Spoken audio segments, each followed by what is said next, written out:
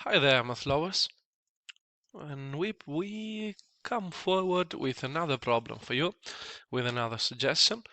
Well, this set of problems that we are presenting in these first days of our channel are more of brain teaser or riddle challenges. However, these are all problems which have been taken from various Olympiads around the world. And for example, the problem we are now presenting has been taken from a Croatian mathematical Olympiad for middle school students. The problem is called jury in a contest, and it is quite a known paradox in the field of elementary mathematics. And the problem statement goes as follows. In a certain contest, there are three candidates competing. The majority of the jury thinks that candidate A is better than candidate B. The majority of the jury also thinks that candidate B is better than candidate C. Does this necessarily mean that the majority of the jury thinks that candidate A is better than candidate C? So the statement of the problem is quite simple, and also the solution seems to be straightforward, but it is not as straightforward as it seems.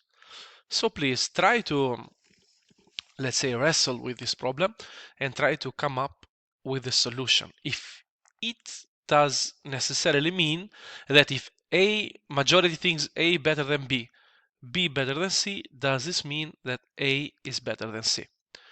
If you couldn't come up with a solution, I will present you one. As always, I have hidden the solution in order to go through it step by step together. So, first of all, let's make some definitions about the problem in our solution.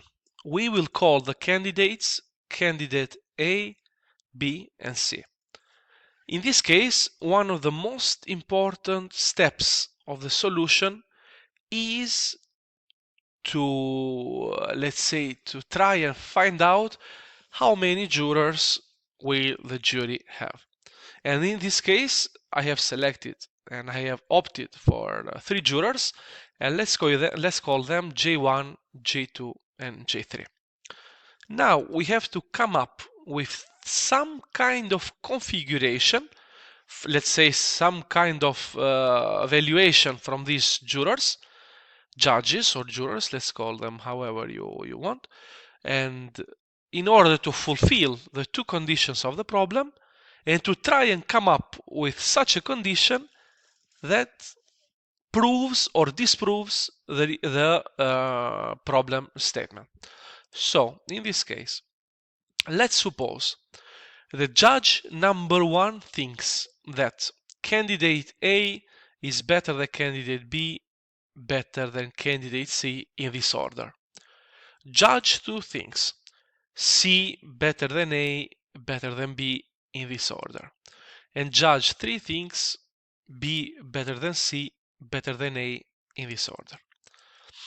Then we see now that the two main conditions of this problem has been fulfilled. So the condition number one is that the majority of the jury thinks that candidate A is better than candidate B.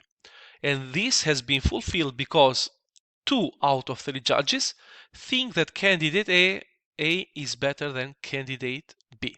So judge number 1 and judge number 2 think that A is better than B. But we also have the fulfillment of the second condition, because the majority thinks that candidate B is better than candidate C. Sorry, there is a typo over here. Let me correct it, please. Okay, now we should be okay. So we have the judge number 1, the judge number 3 think that candidate B is better than candidate C. So B better than C, B better than C in 2 out of 3 cases. But now we should compare candidate A and candidate C. This, as we have here on our statement, this does not mean that candidate A is better than candidate C because the majority thinks that C is better than A, namely judge 2 and judge 3. So C better than A, C better than A.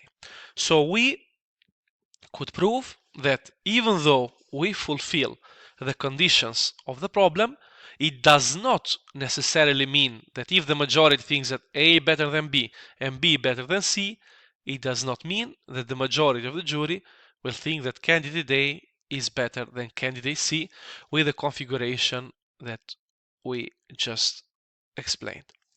So, of course, if you liked this problem and the solution, please don't hesitate to put a like, a comment, and a subscription to our channel.